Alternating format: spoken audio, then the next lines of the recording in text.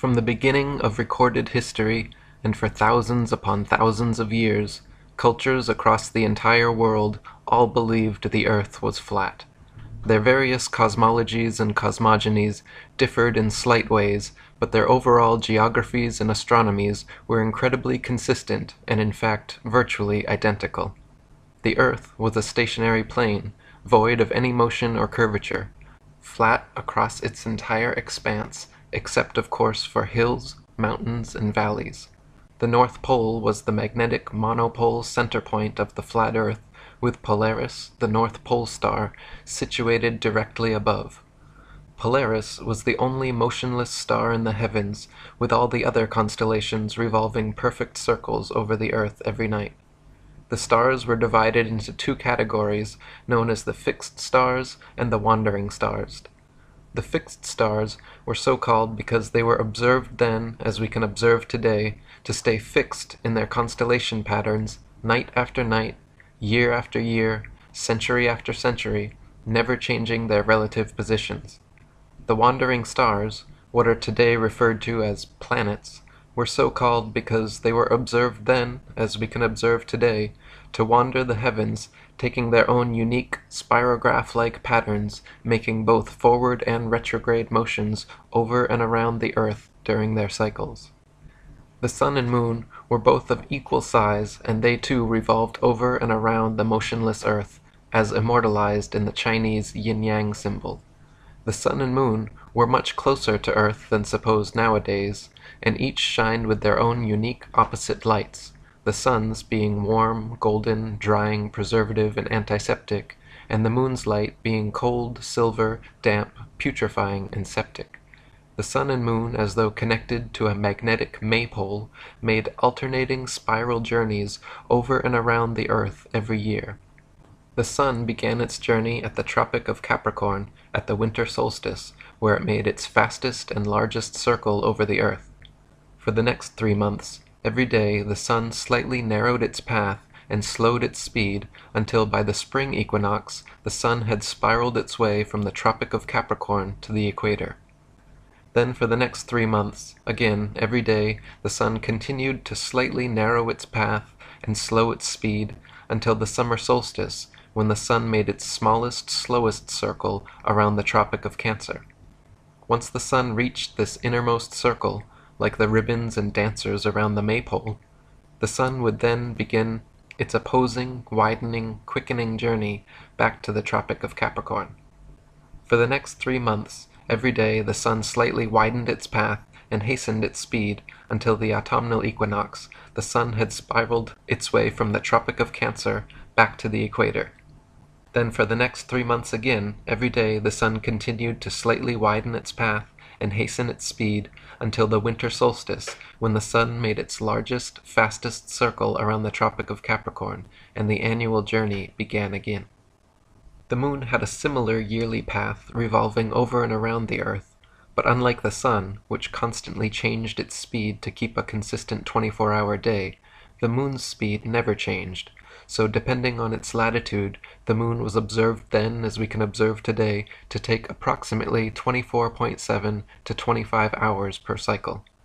This is why at different times and places during each month we can see the moon in the morning, afternoon, or night. This is also the origin of old fairy tales such as The Hare and the Hedgehog or The Tortoise and the Hare. The hare, like the sun, begins the annual race full of energy, excitement, and ego, declaring himself the definite winner, and gets off to an immediate head start. Meanwhile, equally confident in his seemingly lesser abilities, the humble, slow, and steady tortoise moon begins as well, allowing the hare to lead. As the race carries on, the cocky hare tires and slows down, or takes a nap, at which point the tortoise overtakes him. This is analogous to the moon reaching the Tropic of Cancer before the sun each year and beginning its return journey. When the hare reaches this halfway point of the race, he realizes his lackluster attitude has resulted in being overtaken by the slower tortoise, and begins to speed up again. Then, for the remainder of the race, the sun picks up speed day by day, gaining on the moon, but ultimately losing as the slow and steady tortoise reaches the finish line before the hare and wins. So for ancient man, Earth and Polaris were the two immovable center points of the universe, around which the sun, moon, and other stars all revolved in a dome-like shape. Some cultures believed in a literal, physical, solid dome or firmament to which the fixed stars were bound. Other cultures mythologized the axis mundi as the world tree with Polaris at the center and all the other constellations forming the branches. In these flat Earth depictions, the North Pole occupied the center point, and south was all straight lines extending outwards from there. East and west were not straight lines, as is assumed nowadays, but were in fact circles, just like all lines of latitude and the paths of the celestial bodies. The southern circumference of Earth was surrounded by a gigantic wall of ice 150 to 200 feet above sea level, holding the interconnected oceans in like a World Cup. Beyond the ice wall, some cultures claimed a firm barrier existed through which no human could penetrate. Other cultures believed there were entire worlds and other civilizations existing beyond the Antarctic ice. Currently, and for the past half-century, there has existed an international Antarctic treaty preventing all independent exploration of Antarctica. Pre-approved guided tours exist which take visitors to a few coastal regions of Antarctica, but no independent exploration of the continent is allowed. Sailors like Jarl Andhoy have been caught attempting to explore Antarctica and threatened, turned around at gunpoint, fined, and jailed for violating this militarily enforced international treaty. As a result, the public currently has no way to confirm or deny the seemingly fantastical claims of ancient man concerning what may or may not exist at the southernmost extremities of the Earth. We can, however, confirm that this 200-foot ice wall surrounding the southern circumference of the Earth most certainly exists. We can confirm that Polaris is indeed the only non-moving star in the sky. All the fixed stars indeed rotate perfect circles around Polaris while remaining stuck in their relative constellations night after night, year after year, century after century. The wandering stars, or planets, do indeed wander the heavens, taking their own unique spirograph-like paths when charted from a geocentric perspective. The sun and moon are indeed observably of equal size and revolve over and around us in daily cycles. Just as the ancients observed, the sun's annual path does indeed travel from the Tropic of Capricorn at the winter solstice, to the equator at spring equinox, to the Tropic of Cancer at the summer solstice, back to the equator at autumnal equinox, and finally back to the Tropic of Cancer at winter solstice. The sun's light is indeed warm, golden, drying, preservative, and antiseptic, while the moon's light is indeed cold, silver, damp, putrefying, and septic. A thermometer placed in the sun's light will always read warmer than a thermometer placed in the sun's shade, while a thermometer placed in the moon's light will always read cooler than a thermometer placed in the moon's shade. Plant and animal substances exposed to sunlight quickly dry, shrink, coagulate, and lose their tendency to decompose and putrefy, whereas plant and animal substances exposed to moonlight will quickly show symptoms of putrefaction and decay. Last but not least, just as the ancients espoused, the Earth is observably motionless to all our senses, and the horizon remains perfectly flat as far as the eye can see. Not only does the horizon remain perfectly flat 360 degrees around the observer, but whether at sea level, the top of Mount Everest, 35,000 feet high in an airplane, or even at over 100,000 feet high, the highest any amateur hot air balloon has ever flown, the flat horizon actually rises to the eye level of the observer all the way up. On a globular Earth, no matter how large it is assumed to be, the horizon would remain where it was, and the rising observer would have to tilt his head downwards further and further the higher they rose to see the steadily falling horizon. Many people will be shocked to know that to this day every single scientific experiment ever devised to show the alleged motion of the Earth has failed to do so, or, given evidence of the opposite, that the Earth is indeed motionless, and every attempt ever made to measure the alleged curvature of the Earth has failed to do so, or, given evidence of the opposite, that the Earth is indeed flat.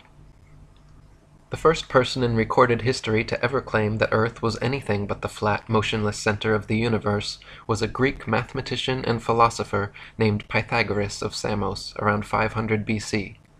Interestingly enough, Pythagoras has also been touted by Freemasonic historians such as Albert Mackey, James Anderson, William Hutchinson, and William Preston as being the very first Freemason. Presented more as a thought experiment than a complete cosmology, Pythagoras posited that if the Earth were a spherical globe turning on its vertical axis once per day while revolving annually around a stationary sun, that this model could also equally explain the cyclical motions of the heavenly bodies. This heliocentric model was taught to initiates at Pythagoras's Crotona school, but never became popular or had an influence outside of Greece for another 2,000 years. A century later, another Greek mathematician and philosopher named Plato also espoused a spherical Earth cosmology, except he claimed the Earth globe to be the motionless center of the universe, with the sun, moon, and stars revolving around. His most famous student, Aristotle, also wrote about this geocentric globe-Earth cosmology in his book On the Heavens, offering three main points of evidence for his theory. Firstly, Aristotle noted that when sailing away from an observer on shore, ships approaching the horizon disappeared from view hull before masthead, and he postulated that this occurrence was due to the curvature of the Earth. Aristotle argued that the hull disappeared first because beyond the horizon the globe Earth curved downwards, causing the hull and eventually the masthead and entire ship to drop below the curvature. Today, we can easily prove that Aristotle was incorrect in his assumption by using telescopes, binoculars, and zoom cameras. Once a ship has completely disappeared beyond the horizon, modern technology allows us to zoom in and bring the entire vessel, hull and all, back into full view. This proves that ships do not disappear hull first due to the alleged curvature of the Earth, and that the horizon line is in fact merely the vanishing point of perspective from a given observer's point of view, and not, as Aristotle supposed, the beginning of the Earth's curvature. The horizon is subjective and varies in distance depending on the weather, the observer's height, and the strength of his eyesight or instruments. As noted previously, the horizon actually rises to the eye of the observer no matter how high he climbs, which also proves that the horizon line is not some objective point of curvature on a convex Earth, but rather the subjective vanishing point of perspective from a given observer's point of view. Aristotle's second point of evidence offered for his spherical Earth theory was the Earth's round shadow cast on the moon during lunar eclipses.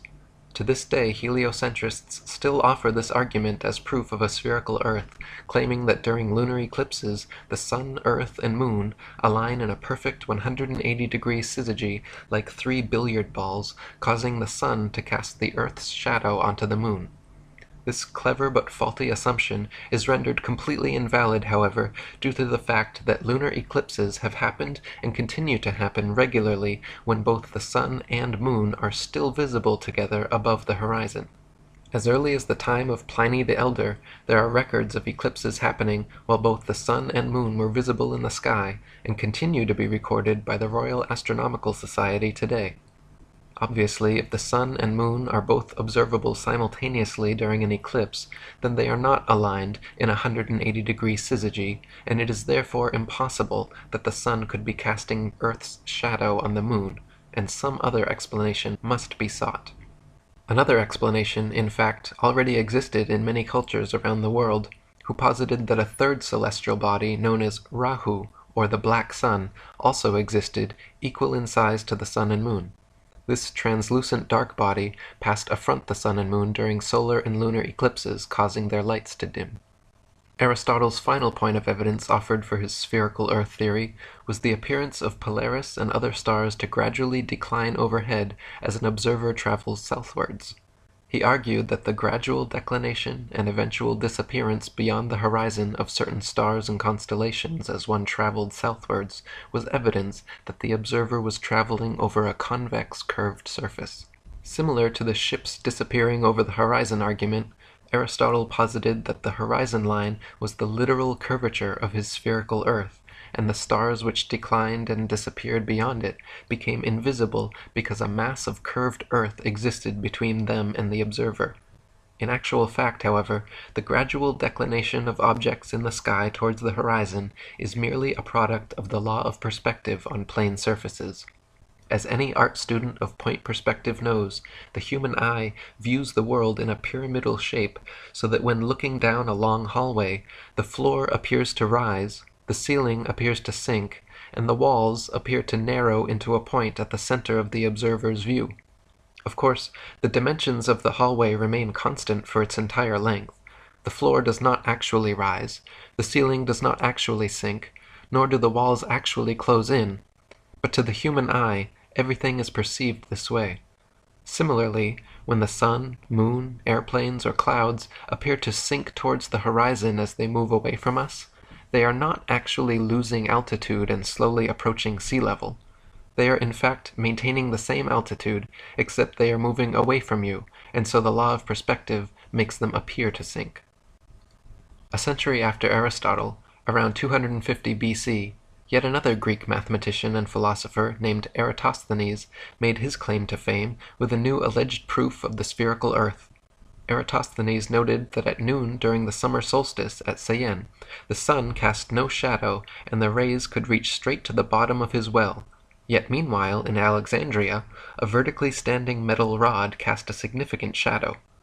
By factoring the length of the shadow with his assumed distance to the sun, Eratosthenes recorded a measurement of Earth's circumference close to what heliocentrist astronomers still use today. The fact of the matter is, however, that Eratosthenes' calculations were made assuming the sun to be millions of miles away, so that its rays would fall perfectly parallel even in points as divergent as Syene and Alexandria. This faulty premise led to his faulty conclusion, which was eventually exposed upon the invention of the nautical sextant. Using sextants and plane trigonometry, by measuring the sun's angle at 2 points on Earth simultaneously and factoring their distance from each other, the Pythagorean theorem reveals both the height and dimensions of the sun.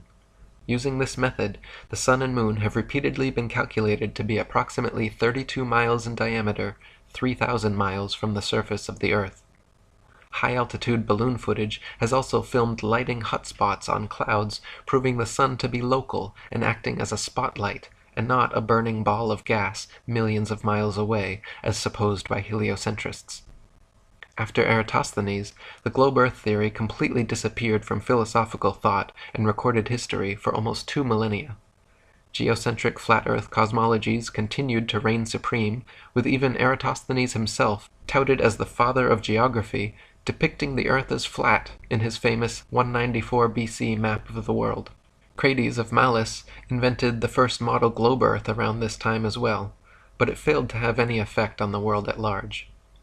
Fast forward to 1522 AD, Portuguese explorer Ferdinand Magellan became the first person in known history to successfully sail around the world. This circumnavigation of Earth soon became and continues to be touted today as absolute proof of the spherical Earth theory. If Magellan was able to sail east to west around the entire world and return to his original starting point, surely the Earth cannot be flat and must be a globe, right? Wrong. Just as a compass can place its center point on a flat piece of paper, trace a circle either way around, and return to its original starting point, so can a ship or plane circumnavigate a flat Earth. The only kind of circumnavigation which could not happen on a flat Earth is north-southbound, which to this day has still never been done. Both the North Pole and Antarctica are military-enforced no-fly and no-sail zones due to restrictions originating from none other than the United Nations, the same United Nations that haughtily uses a flat Earth map in their official logo and flag. In 1543, just days before his death, Freemason and Jesuit Nicholas Copernicus published his book On the Revolutions of the Celestial Spheres, which revived the old heliocentric cosmology of Pythagoras and began the so-called Copernican revolution away from a flat geocentric model and towards a global heliocentric model. Since his book claimed Earth to be a tilting, wobbling, spinning sphere revolving at breakneck speeds around a stationary sun, it was initially met with due incredulity. Copernicus always countered this by claiming his theories were merely hypotheses and shouldn't be considered truth. In his book he even wrote, quote, "The Pythagorean teaching was founded upon hypothesis, and it is not necessary that the hypothesis should be true, or even probable. The hypothesis of the movement of the Earth is only one which is useful to explain phenomena, but it should not be considered as an absolute truth. Contemporaries of Copernicus, such as Danish astronomer Tycho Brahe, famously argued against his heliocentric model, positing that if the Earth revolved in an orbit around the Sun, the change in relative position of the stars after 6 months of orbital motion could not fail to be seen.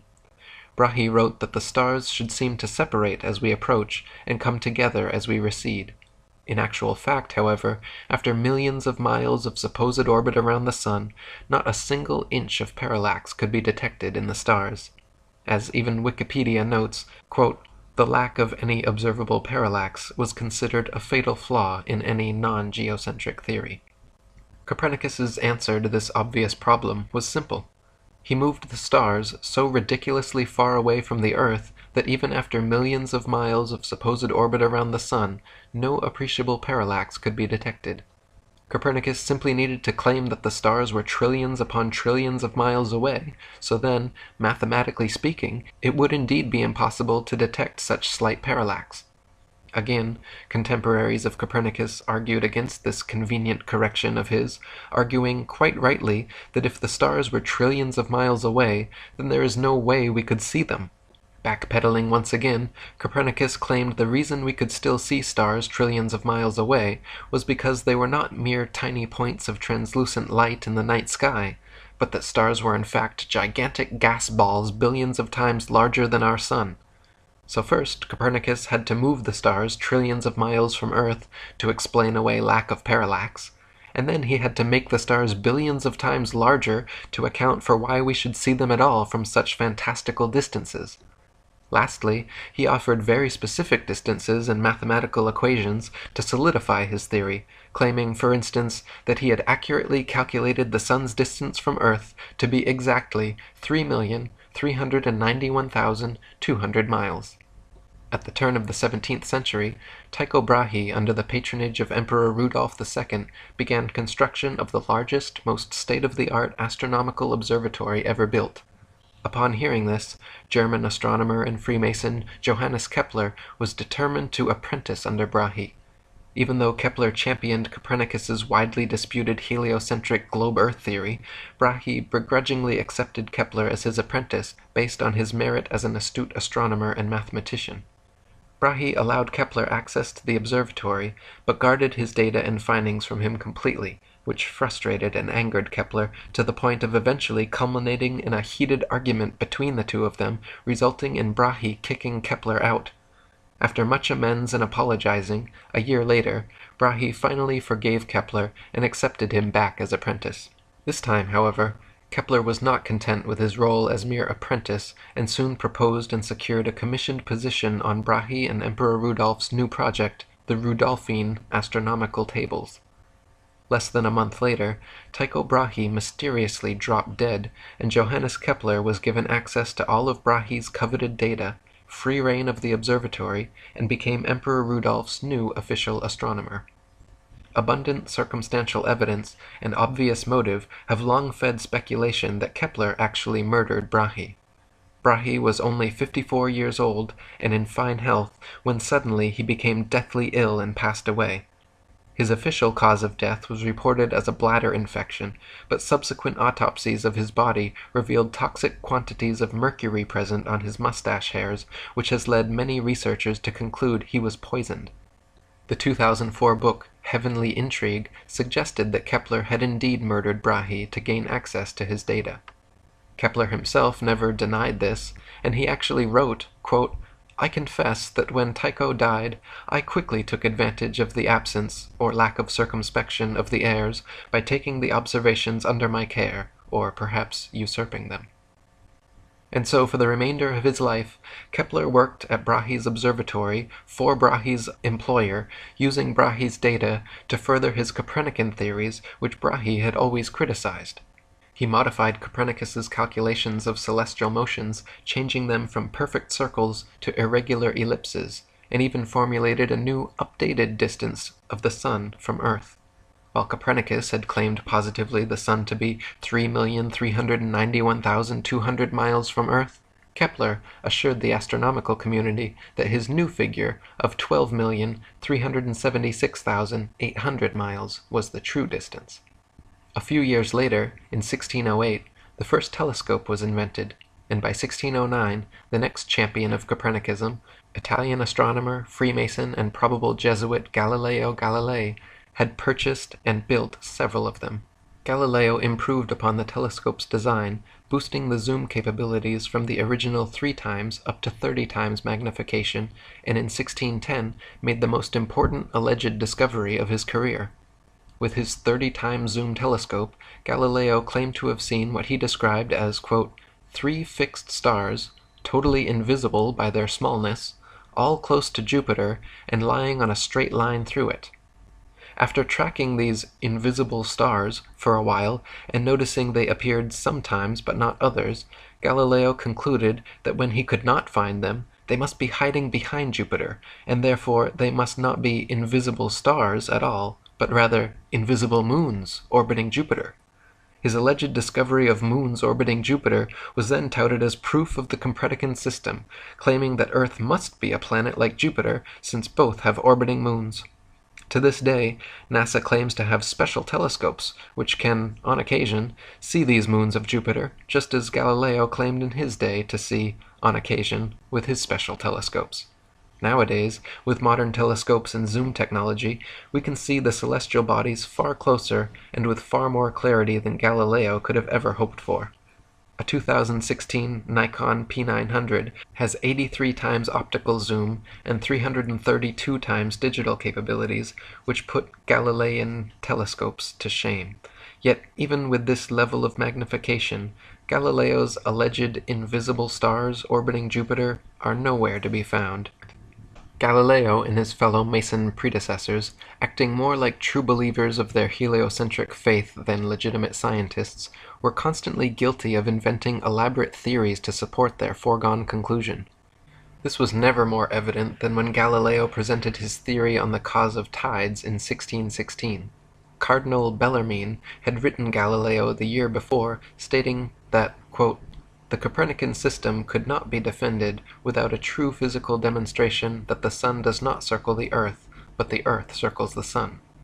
Taking this to heart, Galileo hoped to show that the earth's tides were caused by the sloshing back and forth of water as a point on earth's surface sped up and slowed down due to earth's alleged rotation on axis and revolution around the sun. He argued that these hypothetical motions of his globular earth were the cause of tides, and therefore the tides themselves were proof of Earth's motion.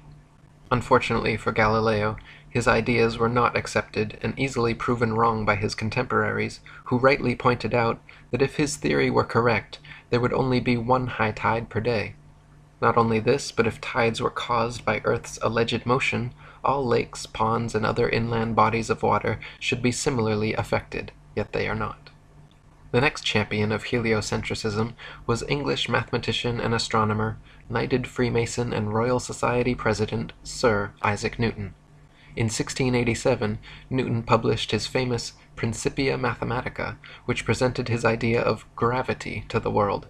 The globe Earth theory had long faced criticism for being impractical due to the natural physics of spinning spherical objects, namely that anything placed on their surface should immediately fall or fly off. How could people, buildings, and the great oceans remain perfectly stuck to a ball Earth spinning faster than the speed of sound? The globe Earth theory needed a force that could keep everything in place somehow, a force strong enough to keep the oceans stuck to the Earth, but weak enough not to sink a sailboat. A force strong enough to drag the entire atmosphere along with Earth's breakneck speed, but weak enough to allow birds and bugs to travel freely and unabated in all directions. A force so strong it could make rain fall upwards and plants grow upside down, but yet so weak that it could not be detected by any contemporary methods. Newton's postulate of, quote, an invisible force able to act over vast distances led to him being heavily criticized for, quote, introducing occult agencies into the field of science. Previous to Newton's theory of universal gravitation, the natural laws of density and buoyancy already perfectly and adequately explained the world around us. For example, the reason a balloon filled with helium rises into the sky while a balloon filled with air drops to the ground is not because Newton's mystical pulling force has an aversion to helium, but rather simply because helium is lighter and less dense than the nitrogen, oxygen, and other elements which compose the air around it, so it floats up. And conversely, a balloon filled with your carbon dioxide exhalation is heavier and denser than the air around it, so it falls down to the ground. If you blow a dandelion seed out of your hands, a substance just barely heavier than the air, it will float away and slowly but eventually fall to the ground. If you drop an anvil from your hands, something much heavier than the air, it will quickly and directly fall straight to the ground.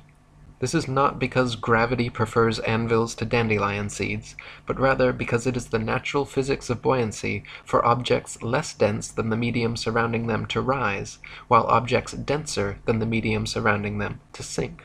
This is the reason raindrops fall down through the air, and air bubbles rise up through the water, because of their relative densities.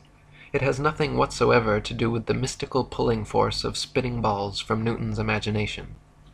Newton's theory allegedly began when, upon seeing an apple fall from a tree at Woolsthorpe, as though no one in the history of humanity up to that point had ever seen a falling object and wondered why it fell, he had a veritable scientific epiphany.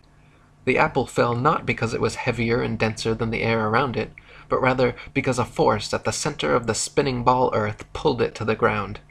Newton quickly got to work formulating his theory of universal gravitation, which he used to explain not only falling objects, but also orbiting celestial bodies.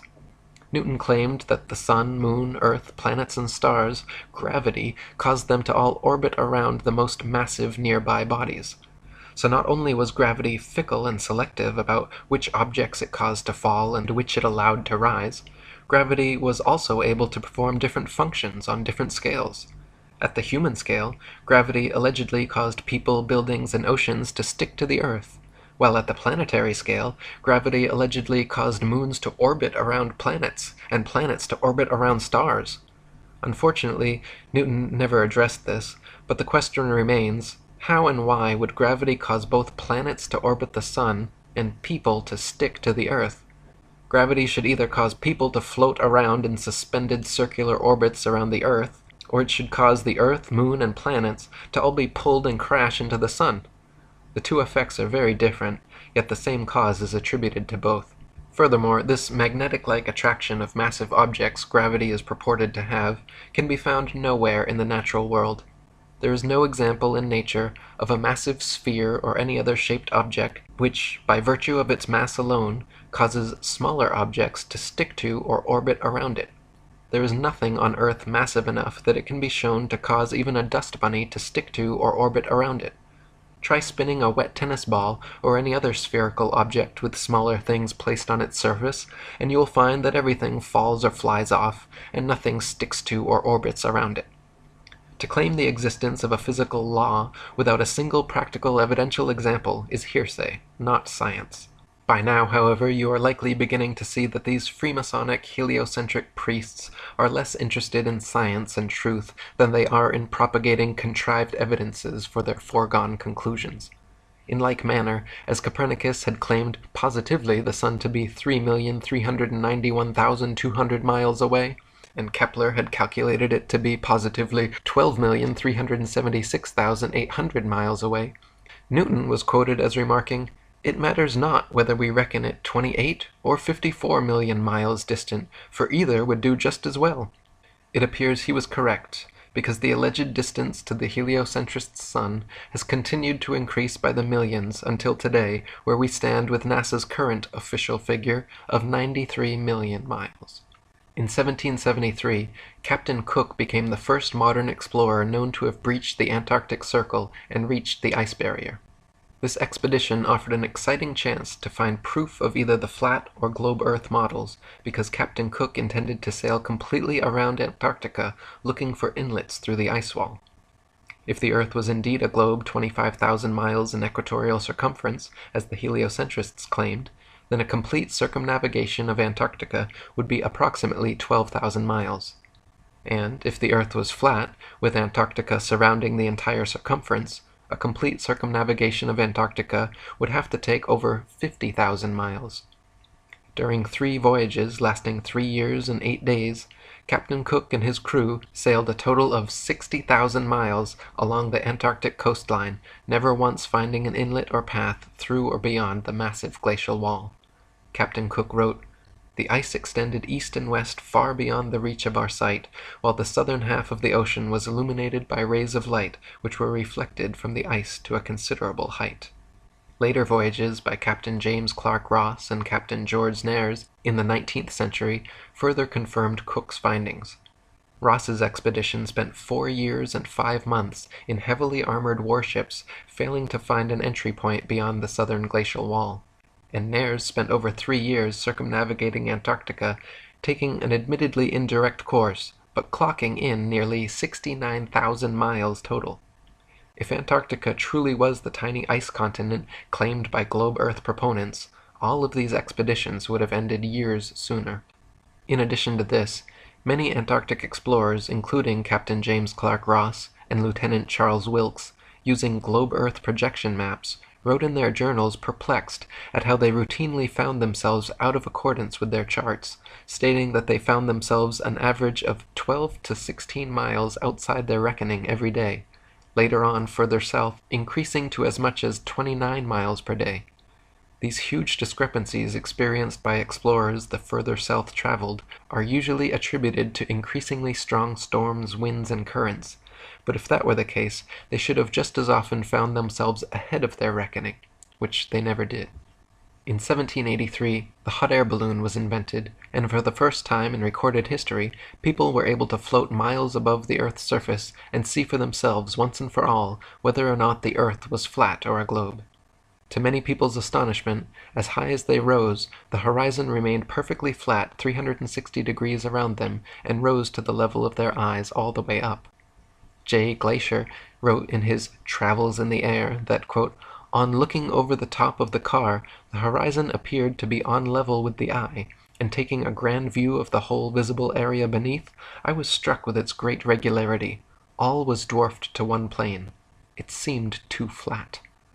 M. Victor Emmanuel, another hot air balloonist, wrote that, quote, "Instead of the earth declining from the view on either side, and the higher part being under the car as is popularly supposed, it was the exact opposite. The lowest part like a huge basin being immediately under the car, and the horizon on all sides rising to the level of the eye. As stated previously, this is only possible on a flat plane." It would be an entire century after Newton published his theories on gravitation before any scientific experiment was devised to attempt to prove its existence. In 1797, Henry Cavendish, the British scientist, Freemason, and wealthy grandson of the Duke of Devonshire, created an experiment which he claimed successfully proved the existence of gravity, measured its constant, and provided accurate figures for the exact masses of the Earth, Sun, Moon, and planets. How did Cavendish achieve this quantum leap for heliocentric pseudoscience? He fixed 2 large lead balls on opposite ends of a torsion balance and hung them from the roof of his shed. By watching and recording slight motions of the contraption via telescope through his shed window so his mass would not affect the reading, Cavendish claimed to have proven gravity. 2 small lead balls were hung near the large ones, and any motion observed towards one another was touted as being the influence of gravity. Now, the Cavendish experiment has been widely criticized by the scientific community because never in over 2 centuries since its creation has anyone been able to replicate it. Firstly, the balls simply do not always attract one another as they must for the so-called gravitational constant to be constant at all. Sometimes the torsion balance turns towards the balls, and sometimes away, as it is impossible not to give some slight tremulous motion when interacting with it.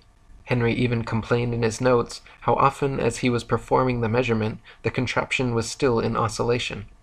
Secondly, since his calculated force of gravity was 10 to the 39th power weaker than the force of electromagnetism, from which all material objects are composed, there is no control for the experiment which can factor out and positively differentiate the alleged gravitational force from the known stronger electromagnetic force. In other words, the balls could simply be attracting each other through static electricity, a known force existing in all things, billions of times stronger than gravity, and impossible to control for the experiment.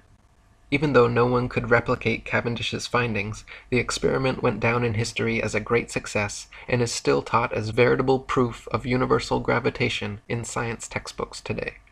Half a century later, in 1851, a French scientist named Leon Foucault performed a similar experiment to Cavendish, but this time hanging a single ball from the ceiling, swinging it, and claiming all lateral motion observed to be proof that the Earth was turning beneath the pendulum. Since Foucault's original demonstration, these pendulums have regularly been swinging at museums and exhibition halls worldwide, purporting to provide everlasting perpetual proof of the heliocentric spinning ball Earth theory. The truth is, however, unbeknownst to most of the duped public, that Foucault's pendulum is a failed experiment which proves nothing but how easy it is for pseudoscience to deceive the malleable masses. To begin with, Foucault's pendulums do not uniformly swing in any one direction. Sometimes they rotate clockwise, and sometimes counterclockwise. Sometimes they fail to rotate, and sometimes they rotate far too much.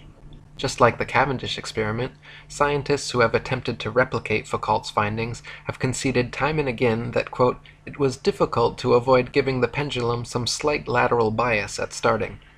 In truth, the behavior of the pendulum actually depends on 1. The initial force beginning its swing, and 2. The ball and socket joint used, which most readily facilitates circular motion over any other. The supposed rotation of the Earth is completely inconsequential and irrelevant to the pendulum's swing. If the alleged constant rotation of the Earth affected pendulums in any way, then there should be no need to manually start pendulums in motion.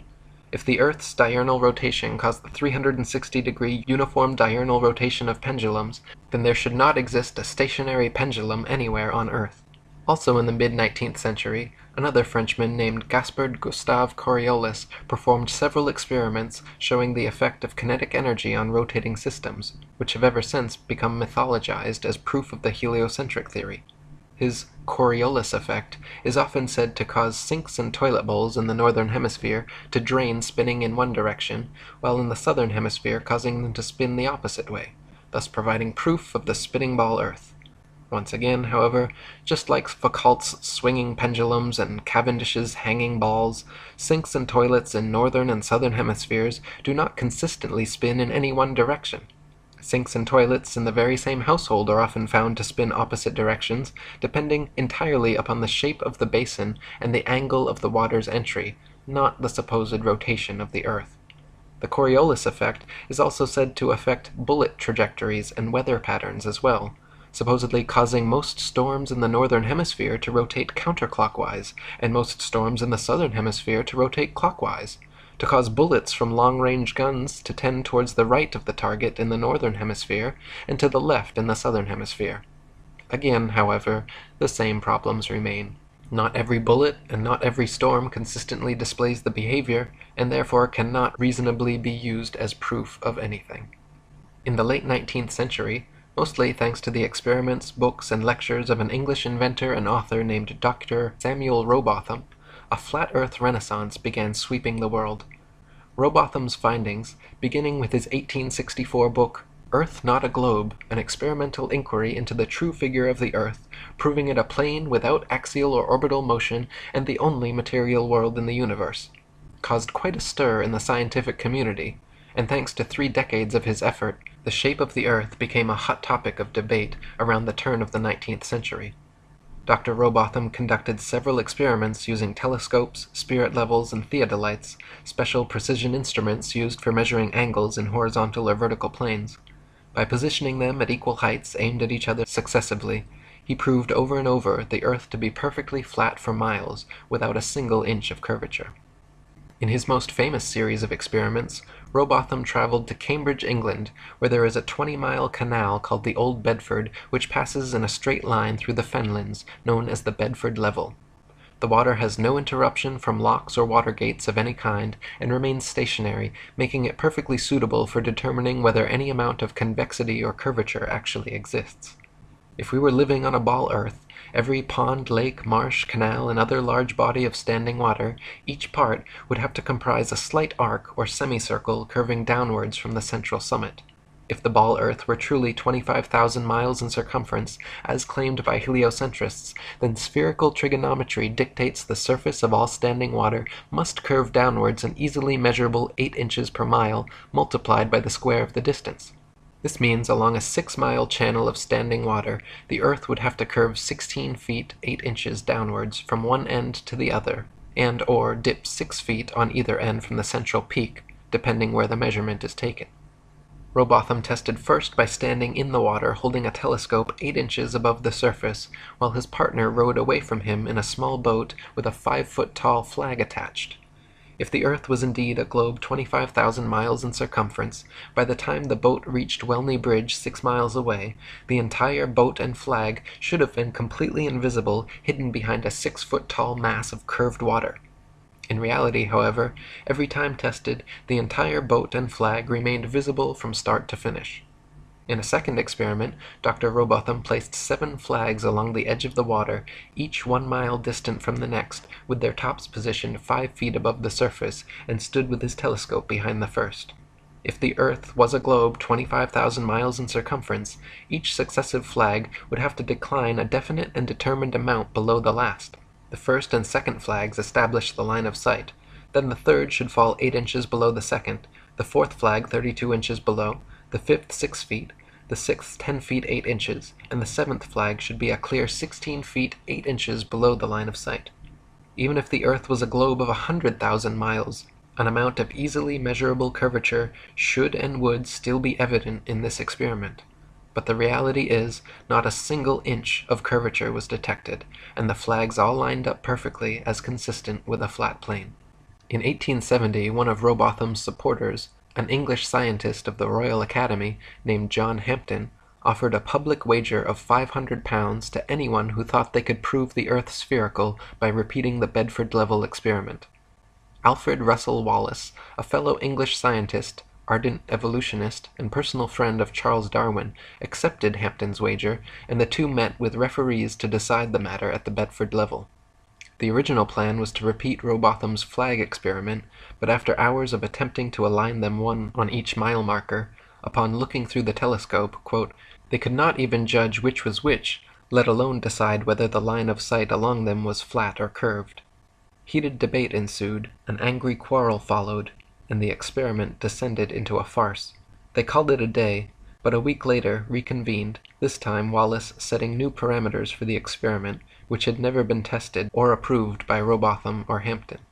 Wallace hung a large calico sheet from the old Bedford Bridge, with a thick black line painted across its center, and positioned his telescope 6 miles south at Welney Bridge at the same elevation. Then, halfway between these 2 points, Wallace placed a long red pole topped with a marker disc designed to fall in line with the black painted marker and telescope. All of these he placed at a masonically significant 13 feet 3 inches above the water. Wallace's plan was to view the marker disc and black line through the telescope, and if the middle marker appeared below the line of sight, this would be taken as proof of the water's flat surface, and if the middle marker appeared above the line of sight, it would be taken as proof of Earth's curvature. Hampden immediately took issue with this new method of allegedly determining curvature, but begrudgingly accepted to continue. When viewed through the telescope, the center marker fell a tiny bit below the telescope crosshair, and the far marker on the bridge fell a tiny bit below that. This result was not expected by either party, but Wallace quickly claimed it proof that the Earth was curving downwards, while Hampden claimed the results to be in accordance with the law of perspective over flat surfaces. This time an even more heated debate ensued, until Wallace refused to speak another word with Hampden, gave him the silent treatment, and even had the police escort Hampden from his hotel room before leaving town the following day. The referees for the wager decided in favor of Wallace, and the money was given to him. In response, Hampden immediately published a 16-page pamphlet denouncing Wallace as a liar and cheat, called "Is Water Level or Convex After All? The Bedford Canal Swindle Detected and Exposed." Another fellow English author and flat-earther, William Carpenter, also present during the experiment, wrote his equally scathing 30-page review of the swindle entitled "Water Not Convex, the Earth Not a Globe," demonstrated by Alfred Russel Wallace on the 5th of March, 1870. Hampden later took Wallace to trial and sued him for his £500. The court formally decided in favor of Hampden that the bet was invalid and returned his money in full. Next, Hampden immediately reissued his challenge to Wallace, increasing the wager to £1,000 and inviting Dr. Rowbotham to attend. This time the experiment would be conducted as Rowbotham had originally done, standing in the water with telescope held 8 inches above the water, observing a boat with a 5-foot flag attached sailing 6 miles away from Welch's Dam to Welney Bridge. When the day of the wager came, poor weather prevented them from completing the experiment, so they postponed, met more bad weather, and postponed again. On their third and final attempt, before heading home with the weather still overcast, they attempted the experiment. Unfortunately, shortly after reaching the halfway point, the boat became indistinguishable beyond the haze, and the bet was called off. The boat and flag were visible, however, for the entire 3 miles. In 2015, a group of flat earthers once again repeated Rowbotham's experiment at the Bedford level, with similar results. They detected no curvature and saw the boat beyond the halfway marker, but became obscured by poor weather before reaching the full 6 miles. In 1871, after getting massive amounts of pressure from the public to address these claims from flat Earth proponents, Royal Astronomical Society President George Airy devised an experiment which he hoped would once and for all prove Earth's axial motion and forever silence the rabble-rousing flat earthers. By first filling a telescope with water to slow down the speed of light inside, then calculating the tilt necessary to get the starlight directly down the tube, Airy planned to measure the speed of the telescope, and thereby the speed of the Earth, by extrapolating the amount of tilt needed to keep the starlight coming in straight. The experiment, however, would go down in history and forever be known as Airy's failure, because every time he repeated it, Airy found the starlight was already coming in the correct angle with no change necessary, proving that the stars move relative to a stationary Earth and not the other way around. Airy had meant to prove the heliocentric theory, but instead devised an everlasting proof of the geocentric model. In 1887, American physicists Albert Michelson and Edward Morley performed an experiment to determine Earth's speed through space, or what was then called the ether. By passing light through 2 pathways, one in the direction of Earth's alleged motion and the other at right angles to it, the light traveling with the Earth should have taken longer to return than light traveling at right angles to it. To the surprise of Michelson, Morley, and the scientific establishment, however, no difference whatsoever was detected, even after repeating the experiment several times in different places. To attempt to patch up this glaring problem, the heliocentric establishment created the Fitzgerald-Lorentz contraction, which actually had the gall to claim that the light pathway going the same direction as the Earth became physically shorter during the experiment so that the time to return became equal to the other pathway. The implications of Michelson and Morley's experiment were so detrimental to the spinning globe Earth myth that they were forced to concoct this ludicrous backpedaling explanation, which even Arthur Miller denounced, calling it a physics of desperation. After Samuel Rowbotham's death, Lady Elizabeth Blunt, an English author, flat earther, vocal vegetarian, and anti-vivisectionist, founded the Universal Zetetic Society, which attracted thousands of members and published a journal called The Earth Not a Globe Review for several decades. Many other prominent flat earthers of the time also continued doing their best to spread the word. John Hampton continued publishing his own work and reprinted all of Samuel Rowbotham's material. In 1885, William Carpenter published his famous 100 Proofs Earth is Not a Globe. In 1892, Alexander Gleason released his New Standard Map of the World as It Is, which remains to this day one of the most accurate flat Earth maps ever created. He had hopes it would completely replace globes and Mercator maps the world over, but unfortunately his map's influence was short-lived. The next year, in 1893, Gleason published his flat Earth tome entitled Is the Bible from Heaven? Is the Earth a Globe? Does Modern Science and the Bible Agree? Which gave many flat Earth proofs and also explained his wonderful map. In 1899, the South African flat Earth author Thomas Winship published his excellent work, Zetetic Cosmogony, evidence that the world is not a rotating revolving globe, but a stationary plane circle. 1903 marked the beginning of airplane travel, which, had it been invented in Copernicus's era, would have destroyed his spinning ball Earth fantasy long before takeoff. When hot air balloons were first invented, people were told the reason they cannot simply float in the air and wait for the spinning ball Earth to bring their destinations to them was because gravity somehow stuck the entire atmosphere and everything in it in place, dragging it along at 1,000 miles per hour so uniformly that we can't see it, feel it, hear it, or measure it in any way. Once airplane technology evolved so that we could fly at comparable speeds to the Earth's supposed rotation, however, it became immediately apparent that the Earth and its atmosphere could not be constantly rotating 1,000 miles per hour west to east. Simply put, if the Earth were constantly spinning eastward 1,000 miles per hour, then airplane flight durations going eastwards versus westwards would be significantly different. If the average commercial airliner travels 500 miles per hour, it follows that westbound equatorial flights should reach their destination at approximately 3 times the speed as their eastbound return flights. In reality, however, the differences in east and westbound flight durations usually amount to a matter of minutes, and nothing near what would occur on a 1,000-mile-per-hour spinning ball Earth. For example, flights eastward with the alleged spin of the ball Earth from Tokyo to LA take an average of 10.5 hours. Therefore, the return flights westwards against the alleged spin should take an average of 5.25 hours, but in actual fact, take an average of 11.5 hours. Also of note, if Earth were a globe, there are several flights in the southern hemisphere which would have the quickest, straightest path over the Antarctic continent, such as Santiago, Chile to Sydney, Australia.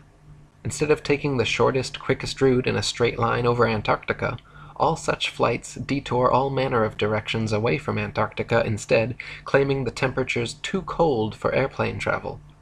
Considering the fact that there are plenty of flights to, from, and over Antarctica, and NASA claims to have technology keeping them in conditions far colder and far hotter than any experienced on Earth, such an excuse is clearly just an excuse, and these flights aren't made because they are impossible. If the Earth was a ball and Antarctica was too cold to fly over, the only logical way to fly from Sydney to Santiago would be a straight shot over the Pacific, staying in the southern hemisphere the entire way. Refueling could be done in New Zealand or other southern hemisphere destinations along the way if absolutely necessary. In actual fact, however, Santiago to Sydney flights go into the northern hemisphere, making stopovers at LAX and other North American airports before continuing back down to the southern hemisphere. Such ridiculously wayward detours make no sense on the globe, but make perfect sense and form nearly straight lines when shown on a flat Earth map. On a ball Earth, Johannesburg, South Africa to Perth, Australia should be a straight shot over the Indian Ocean, with convenient refueling possibilities on Mauritius or Madagascar.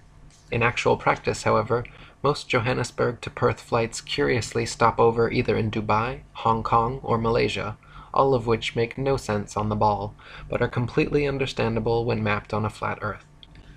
A casual study of other South Hemisphere flight paths and stopover points will prove to even the most staunch skeptic the clear illegitimacy of globe map projections. Building on Michelson and Morley's experiment, in 1913, French physicist Georges Sagnac again proved the existence of the ether and the stillness of Earth by using a beam splitter to send light in opposite directions around a path, recombining them, then observing their interference fringes, first while stationary, and then while rotating the entire experiment table 2 revolutions per second. The changes in interference patterns between the moving and non-moving trials proved that the light, and therefore the Earth, was stationary. In 1914, William Westfield wrote his geocentric classic, Does the Earth Rotate? No! And when Gerard Hickson's masterpiece, Kings Dethroned, A History of the Evolution of Astronomy from the Time of the Roman Empire up to the Present Day, was published in 1922, the heliocentric theory of the universe was on its last legs. In 1925, the Michelson-Gale experiment again vouched for a stationary Earth, and it was clear to the establishment that they needed something big to bring public opinion back their way. In 1916, a Jewish physicist named Albert Einstein had published his General Theory of Relativity, a brilliant revision of heliocentrism which, in one philosophical swoop, abolished the ether from scientific study, replacing it with a form of relativism which allowed for heliocentrism and geocentrism to hold equal merit. If there was no absolute etheric medium within which all things exist, then hypothetically one could postulate complete relativism with regard to the movement of 2 objects, such as the Earth and Sun. In one philosophical leap, with no scientific evidence to support it, Einstein and the heliocentric establishment were thus able to sweep Airy's failure, Michelson, Morley, Sagnac, and Gale all conveniently under the carpet and pretend they didn't exist, simply by claiming that all motion in the universe was relative. By the late 1920s, Einstein and his theories had been pushed so vehemently, the heliocentric theory began making a comeback, and Einstein was being touted as a genius and one of the greatest minds in history. Far from it, even he himself admitted when asked, "What is it like to be the smartest man alive?" responded by saying, "I don't know, you'll have to ask Nikola Tesla," a true genius who in no way supported Einstein's relativity or the heliocentric theory. Einstein was even caught lying when he originally claimed to have never even heard of the Michelson-Morley experiment, but later admitted that he had indeed created special relativity with the intent of abolishing the ether and nullifying the Michelson-Morley result. By the 1930s, an eccentric Christian flat-earther named Wilbur Glenn Voliva was attracting widespread publicity around the world thanks to his American lecture tours and daily radio broadcasts from his personal station, which could be heard all the way to Australia. Voliva famously founded and built Zion City in Illinois, a town of 6,500 people, all of whom were Christian flat-earthers. Zion City even had its own schools and churches which taught flat-earth cosmology.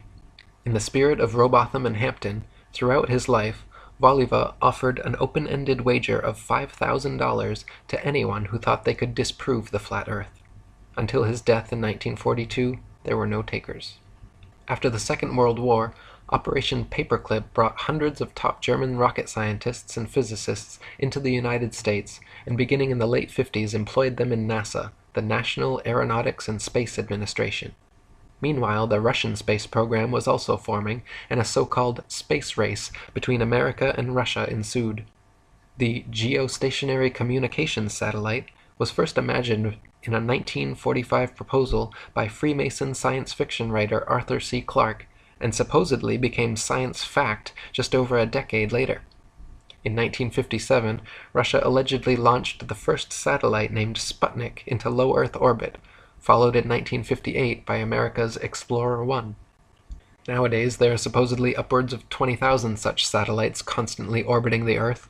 They are allegedly floating around in the thermosphere, where temperatures are claimed to be upwards of 4,530 degrees Fahrenheit. The metals used in satellites, however, such as aluminum, gold, and titanium, have melting points of 1,221, 1,948, and 3,034 degrees respectively, all far lower than they could possibly handle. People even claim to see satellites with their naked eyes, but this is ridiculous considering they are smaller than a bus and allegedly 100+ miles away. It is impossible to see anything so small that far away. Even using telescopes, no one claims to discern the shape of satellites, but rather describes seeing passing moving lights, which could easily be any number of things, from airplanes to drones to shooting stars or other unidentified flying objects. The fact that they are geostationary means they would not appear to move through the sky anyway, but rather be perpetually stuck in the exact same place all day every day. So-called satellite phones have been found to have reception problems in countries like Kazakhstan with very few cell phone towers.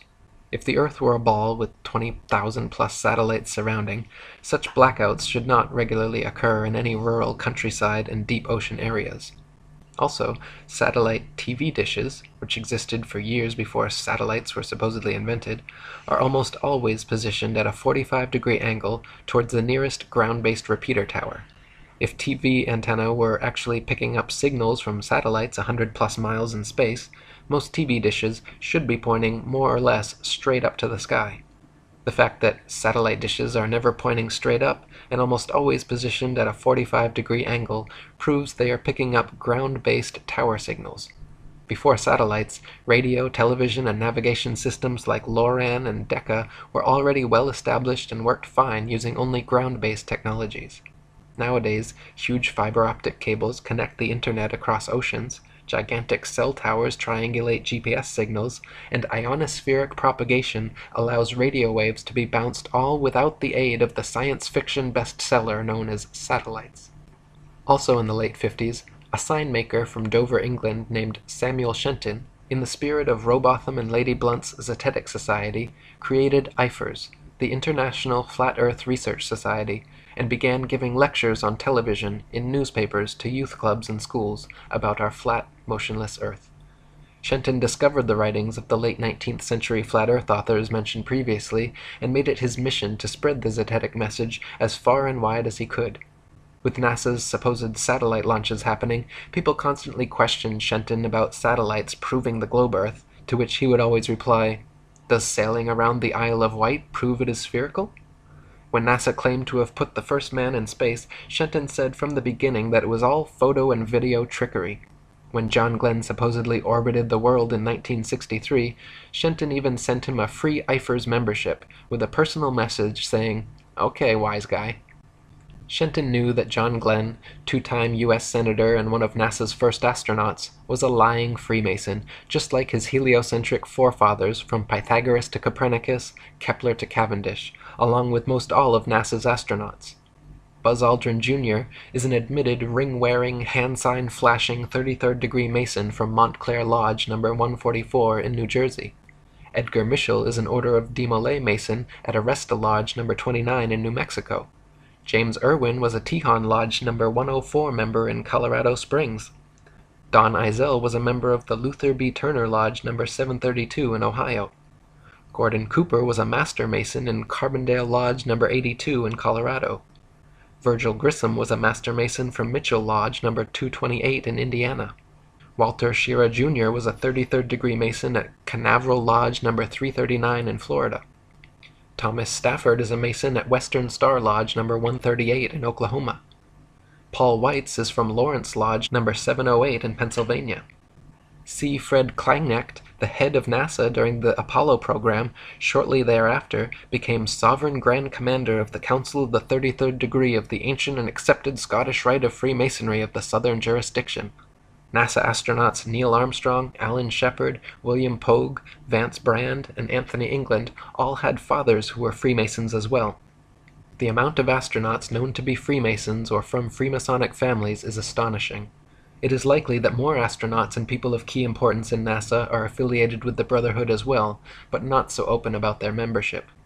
For there to be this many Masons, members of the world's largest and oldest secret society, involved with the promotion and propagation of this globalist heliocentric doctrine from its outset to modern times, should raise some serious suspicion.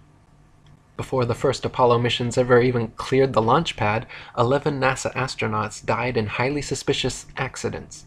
Gus Grissom, Roger Chaffee, and Ed White were all cremated together in an Apollo capsule fire during a completely unnecessary and dangerous test where they were strapped down and locked into a 100% oxygen chamber which incinerated the three of them to death in seconds.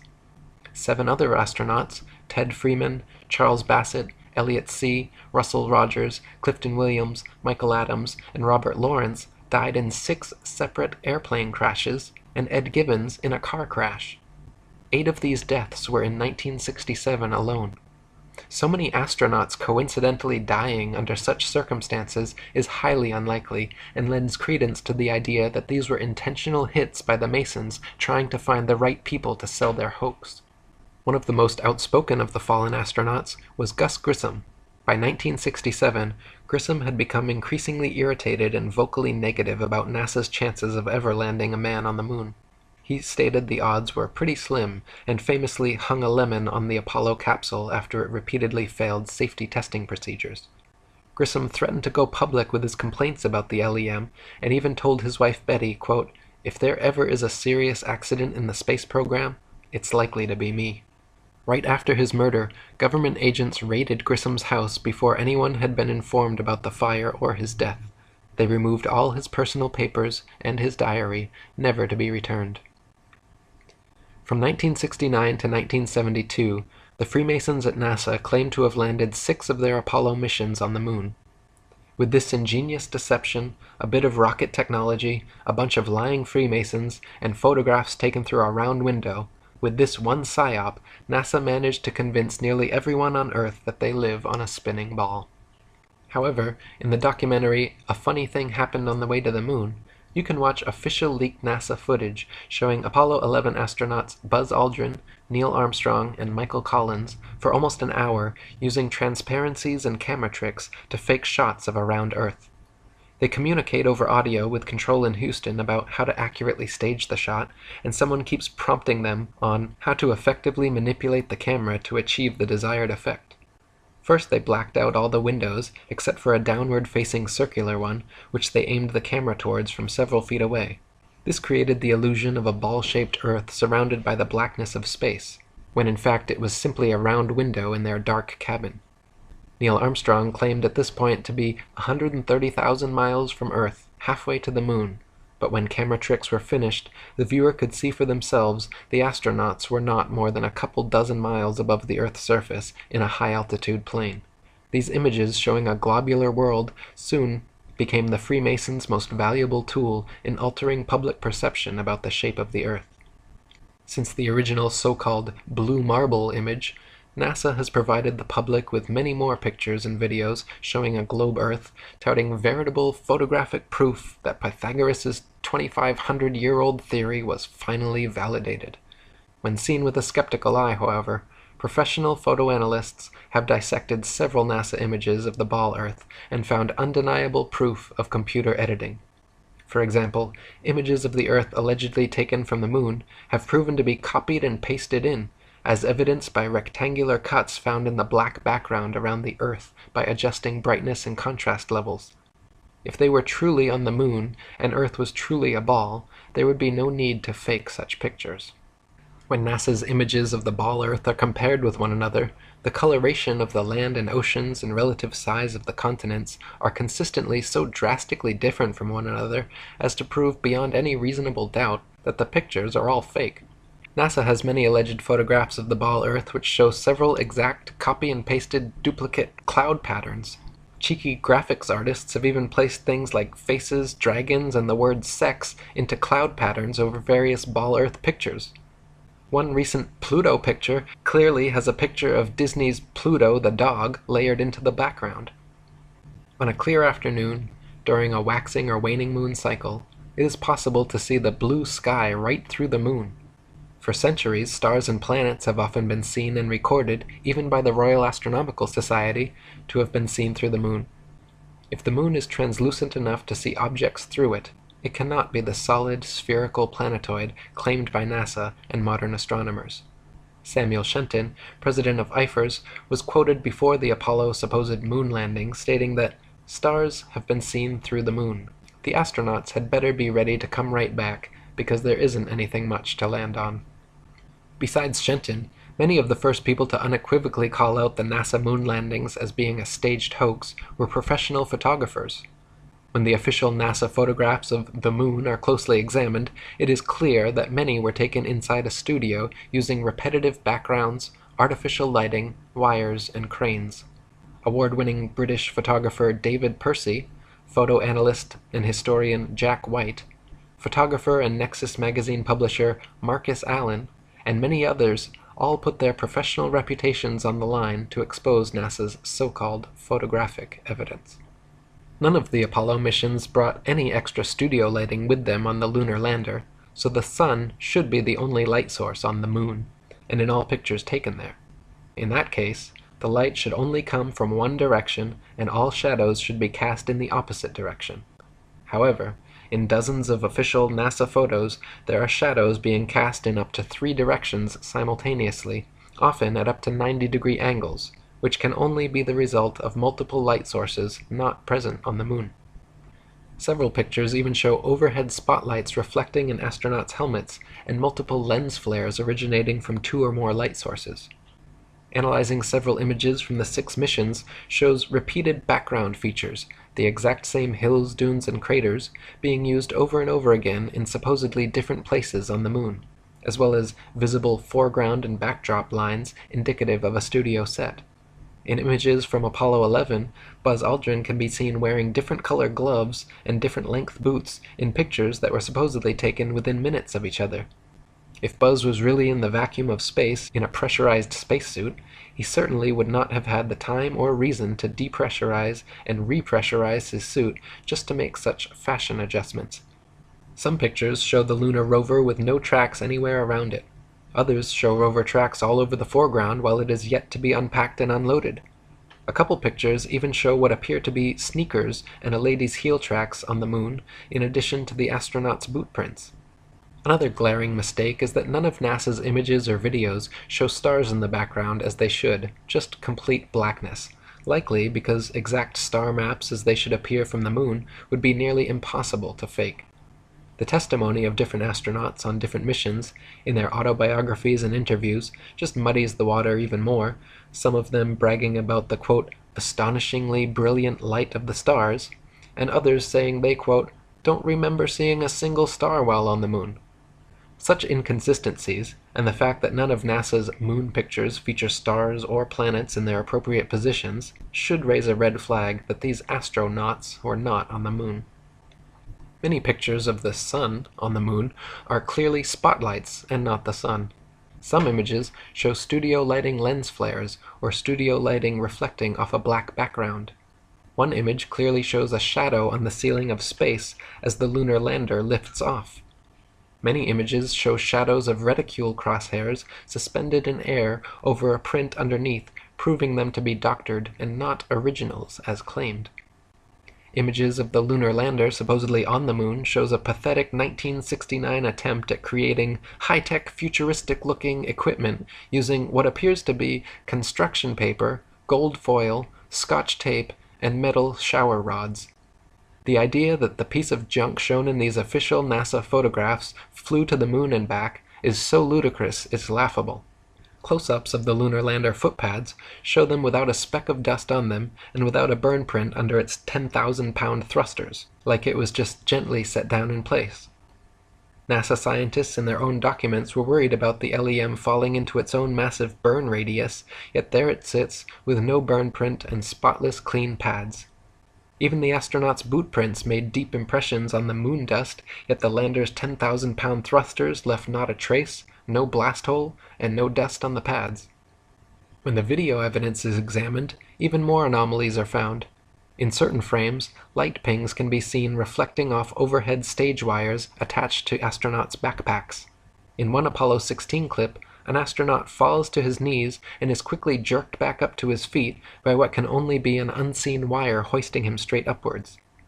One of the more obvious video anomalies is how several Apollo missions show American flags flapping around in the non-existent space wind. The moon is supposed to have no atmosphere, and so the flags should remain perfectly still, but can often be seen moving quite boisterously. Another interesting video anomaly is discovered by playing NASA's moon footage at 2x speed, then watching the astronauts walking, running, jumping, or cruising around on their little buggy. Without the speed adjustment, there is a low-gravity illusion, as the astronauts seem to float, drift, and glide slowly and smoothly along. But once they are seen at 2x speed, it becomes clear that they are in, quote, normal gravity, walking, running, jumping, and cruising at normal speeds. They simply reduced the play speed by 50% in post-production, and voila, instant moon motion. Not only is the Apollo video record fraught with fraud, but NASA claims the original Apollo 11 videos have conveniently disappeared from their records so no one can analyze them for authenticity. You heard correctly. They spent over $30 billion of American taxpayer money traveling to the moon and then lost the video evidence. Those blurry, ghostly black and white images shown on TV were purposely lousy because NASA insisted at the time that all TV networks must broadcast directly from a big screen display in their operations room, a mandate which all the major networks accepted, and so what the public saw was just a video of a poorly magnified video, and now it is impossible to watch the original. Not only have the Apollo 11 originals disappeared, but NASA claims to have lost all original audio tapes from the Apollo missions, and that their contractors have lost all prints and plans for the lunar rover, LEM lander, and Apollo ship engines. It even recently came out that when curators at Amsterdam's Rijksmuseum investigated their moon rock, personally given to them by Armstrong and Aldrin in 1969, they found that it was actually just a worthless piece of petrified wood from Earth. In 1970, Freemason and philosophy professor at St. Thomas's University, Leo Ferrari, created the Flat Earth Society of Canada, which he soon shortened to simply the Flat Earth Society. Unlike Samuel Shenton's International Flat Earth Research Society in every way, Leo Ferrari's Flat Earth Society treated the entire subject as a deadpan joke, making a mockery of it, and even creating several intentionally false flat Earth arguments. For example, Leo Ferrari would always bring a pumpkin-sized rock with him during interviews and lectures, claiming he brought the stone back from the edge of our flat Earth. He would say, with a huge smirk on his face, how his boat had fallen over the edge, but he was luckily saved by hanging onto this rock. Clearly, treating our flat earth in this tongue-in-cheek way discouraged people from taking the matter seriously, and creating this fake flat earth society was the Freemasons' way of mitigating Shenton's Eifer's genuine threat to their global deception. In 1971, Samuel Shenton passed away, and the American former airplane mechanic Charles K. Johnson took his place as president of Eifer's. Charles and his wife Marjorie, like Lady Blunt and many of the original Zetetic Society members, were not only flat earthers, but outspoken vegetarians and anti-vivisectionists. Charles and Marjorie maintained a periodical called The Flat Earth News for many years, where they printed articles about NASA's lies, geocentricity, flat earth, and vegetarianism. Unlike Leo Ferrari and his mock society spreading disinformation, Charles Johnson was a genuine voice speaking out against the evils of the world. In 1974, when Johnson heard of Ferrari's budding organization, he decided to contact him and wrote a cordial letter requesting further information about his society, to which Ferrari never replied. 2 years later, Johnson wrote another polite letter saying how he was delighted by the prospect of a like-minded campaigner, and said how it was a very happy day when he learned of Ferrari's society. Quote, "I feel sure at the core we cannot be too far apart in aims," Johnson wrote. "I do try to practice what I preach, to think and seek and search out reasonable ideas and concepts." He closed saying that he could hardly wait to hear from Ferrari and hoped very much he would please reply. After 6 months without a response, Johnson wrote one more time explaining again his sole purpose to enlarge his view and getting and holding on to the facts, which would benefit himself and in time the rest of the world. He requested a reply and a copy of Ferrari's FES magazine. In conclusion, Johnson signed, "Thanks from the bottom of my heart," in advance, but warned that if Ferrari insisted on ignoring him once again, quote, "I will then know for sure that you are some kind of enemy of the flat earth work." Eventually, Ferrari did reply this time, but not with a message or magazine as requested. He simply enclosed an FES paid application form. Johnson investigated Ferrari's organization further and found that he was using, quote, "the flat earth idea as a gimmick to entertain and promote the atheistic society." From then on, Johnson worked hard to expand his Eifers and constantly for the rest of his life exposed Ferrari's FES, calling him a false prophet, guilty of muddying the waters of truth. Near the end of his life, tragically, Johnson's house burned down, along with all the flat earth materials he and Shenton had collected over their lifetimes. Until his dying day, Johnson claimed the fire to be the result of arson by a NASA agent he had seen snooping around. Apparently finished with their moon landing propaganda, starting in 1976, NASA began faking Mars landings instead. To begin with, the planets, formerly known as wandering stars, are not terrestrial Earth-like habitations capable of landing anything on. The sun, moon, and stars are all simply luminaries, celestial lights relatively close to Earth, and not something tangibly solid that humans could ever walk on. This is painfully obvious to anyone with functioning eyeballs and a telescope or Nikon P900 camera, but NASA continues to this day to publish thousands of fake CGI images claiming to come from Mars. Even assuming Mars was an actual spherical desert planet as NASA claims, it is impossible for them to have safely landed the probes based on their own trials and statistics. They say the surface pressure on Mars is only 0.3% of 1% the surface pressure on Earth, and equivalent to the pressure at about 23 miles above the Earth. There is not enough air matter at that pressure, however, to provide any lift for opening up the parachutes NASA uses to land its Mars probes. No parachute ever devised has been able to successfully deploy at that altitude. They simply stream straight back, then never fill the rest of the way down. Joe Kittinger's record highest, fastest, and longest parachute dive from the Earth's upper atmosphere had him free-falling from only 19 miles high for 15 minutes at 767 miles per hour, and his drogue chute proved useless and offered no deceleration.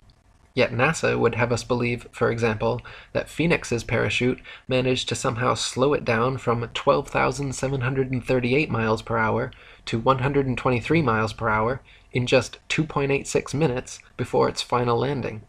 In other words, NASA is claiming to do something on Mars, millions of miles away, by remote control, something that we have no evidence is even possible on Earth at significantly lower altitude and 16 times slower speed.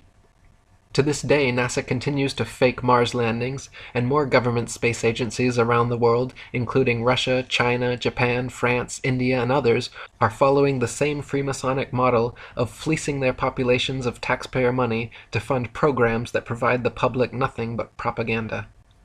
NASA and other space agencies' rocket launches never even go straight up.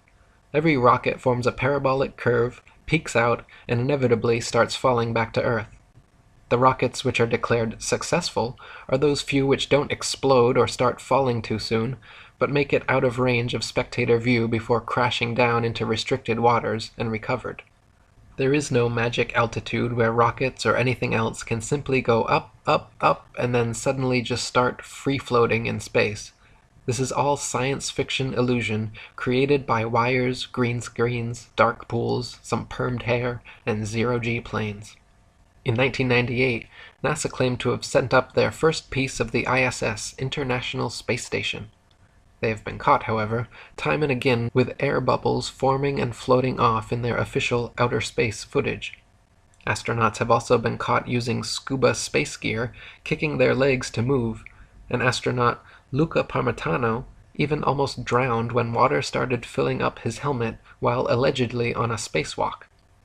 It is admitted that astronauts train for their spacewalks in underwater training facilities like NASA's Neutral Buoyancy Lab, but what is obvious from their space bubbles and other blunders is that all official spacewalk footage is also fake and filmed underwater.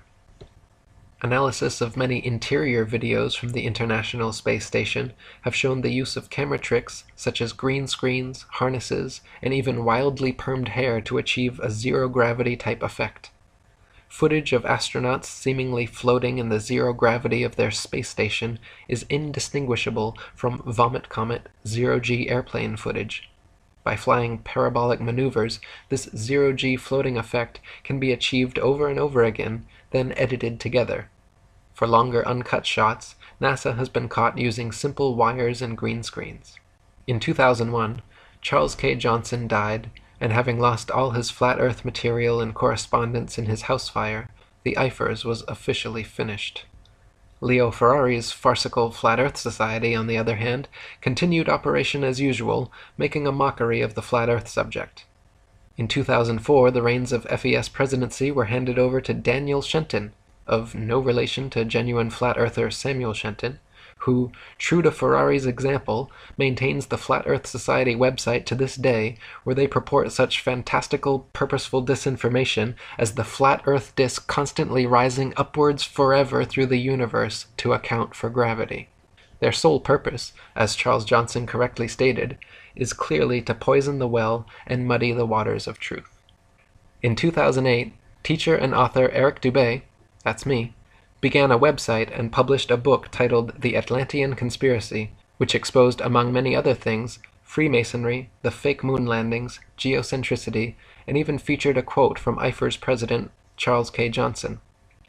At the time, I had already read Samuel Rowbotham and William Carpenter's old 19th century Flat Earth books, and though personally still on the fence regarding the shape of the Earth, I was confident they were correct about the location, or geocentricity, of Earth, so I wrote about it.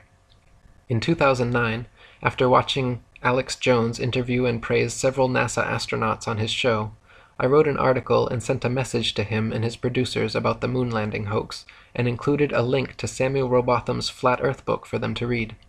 Alex even mentioned this on air the next day, and called me a flat earther who thinks he's covering up some Atlantean conspiracy, the title of my book and website. The Earth being flat, that's clearly ridiculous. Though I've actually been contacted by some flat earthers saying I'm covering up the fact that it's some Atlantean conspiracy.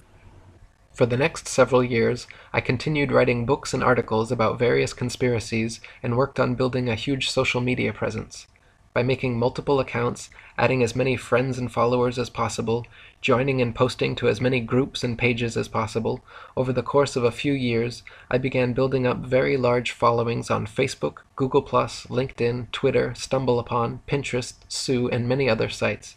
To give you an example of their efficacy, you can see here my main Google+ account with over 135 million views, and my secondary one with over 87 million. In mid-2011, a professional artist, comedian, and Hollywood actor named Math Powerland, claiming to also be an ex-NASA whistleblower, created the NASA channel on YouTube. He made a few decent videos exposing NASA image fakery, but his channel certainly did not contain many flat earth proofs or evidence, and there are more videos of him ranting about Axe deodorant, hookers on Tinder, his championship sexual prowess, and other irrelevant topics than there are actually exposing the flat earth. For example, see his recent video entitled The History of the Flat Earth, the same name and comparable length as the video you are watching now, but contains almost no content relating to history or the flat earth, just him venting his various political frustrations. In short, anyone visiting his channel would not become a flat earther and would more likely be turned off from the subject due to his manic ranting style and lack of factual content. In November of 2014, after years of researching and writing, I released my book The Flat Earth Conspiracy, the first pro-flat earth book written in nearly 50 years. I simultaneously released a flat earth conspiracy documentary on YouTube, began giving radio interviews, and published several influential articles on the subject. Within a very short space of time, the flat earth keyword saw a 600% rise in activity, and Google search results jumped from a few thousand to over 21 million. Soon after this, just as Johnson had experienced with Ferrari, I noticed a wave of disingenuous so-called flat earthers flooding into the movement with the obvious intent to muddy the waters.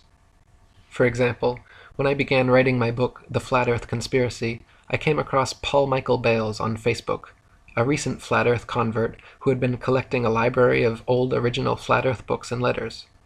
Hoping to find some good reference material, I messaged him asking for recommended titles, and he told me a few choice books to read. The full extent of our interaction consisted of a short Facebook conversation, yet curiously, after my book was published and the flat earth movement started growing, Paul began stating publicly that he was the Morpheus to my Neo, and that he taught me everything I know about the flat earth. He even made the ludicrous claim that my book was plagiarized from old Facebook posts of his. Matt Boylan, aka Math Powerland, also jumped in and had the gall to say that, quote, my entire book was plagiarized from his information, which is equally laughable considering he and his information are only mentioned in 2 paragraphs of my 252-page book. Needless to say, both of their claims are baseless and go to show how desperate they are to receive credit where it is not due. You can also see from this Google Analytics chart that the flat earth keyword had not made any significant change in 2011 since the launch of Matt's YouTube channel, nor in late 2012, early 2013 when Paul claims to have gotten his start. The moment when the flat earth tides shifted and the exponential growth of the movement began was clearly around and after November 2014, the exact month when I exploded all of my flat earth research onto the internet.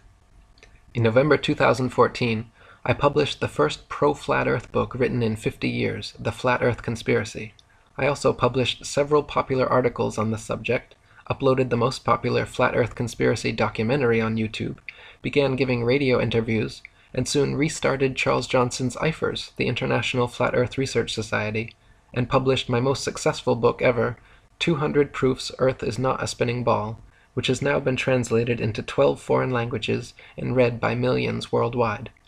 These simultaneous actions, my intentional exploding of credible flat earth information onto the internet all at once, which I had been preparing for the entire year before, are undoubtedly the catalyst behind the exponential growth curve seen beginning here. Later on, around March 2015, recent flat earth convert Mark Sargent came out of nowhere, began uploading new flat earth videos every day, uploading new interviews several times per week, got offered his own radio show, started being heralded by many as the king of flat earth, and credited with starting the modern flat earth revival. At first I was glad to have him on board, until the cracks began to show and the clear disinformation campaign began. Mark claimed the moon and stars were holographic projections maintained by alleged dome builders who keep us inside a Truman Show enclosed structure, among much other nonsense. He even lied about me in several interviews, including one where he claimed that I promoted the idea of a constantly rising flat Earth to account for gravity, when in fact I constantly expose this false concept as being disinformation. Mark was, and continues to be, the Leo Ferrari to my Charles Johnson. In fact, Mark has even bragged several times about being a card-carrying member of Ferrari's farcical organization. By New Year's Eve 2016, our new IFERS had gained over 3,000 members and was receiving 50,000 hits monthly when it was suddenly and without warning or explanation deleted from the internet. As the administrators and myself quickly worked on salvaging our material and creating a new site, the obvious parallels to Johnson losing everything in his NASA agent-initiated house fire were noteworthy. Around the same time, 2 disingenuous Flat Earth channels issued 2 fraudulent copyright strikes against me, which I managed to overturn by filing legal counterclaims against them. YouTube itself began a program of regularly unsubscribing old subscribers of mine and lowering view counts of popular videos. Shortly after that, Facebook also decided to jump on the Eric Dubay censorship bandwagon by deleting my account, all my pages, and giving my Atlantean Conspiracy group directly over to a team of Freemason shills who still administrate it to this day, filling the group with nothing but death threats to me, pictures of Masonic goats, and ridiculous belittling memes. After re-registering for new accounts and accumulating my friends lists again, Facebook has now deleted 2 more profiles, and I am currently on my 4th, still trying my best to spread the word. In 2016, the movement continued to grow, with many more genuine flat earthers taking up the reins and exposing the truth online, as well as many more disingenuous shills continuing to poison the well with misinformation. The new IFERS began thriving with more monthly visitors than ever before. Many new Flat Earth YouTube channels began creating and mirroring excellent content. Now, at the turn of 2017, I am truly pleased with the rapid growth of this wonderful Flat Earth movement, and I encourage everyone to please help speak out, share this video, and spread the good word, as we look forward to a future where humanity is finally free from this grandest of all deceptions.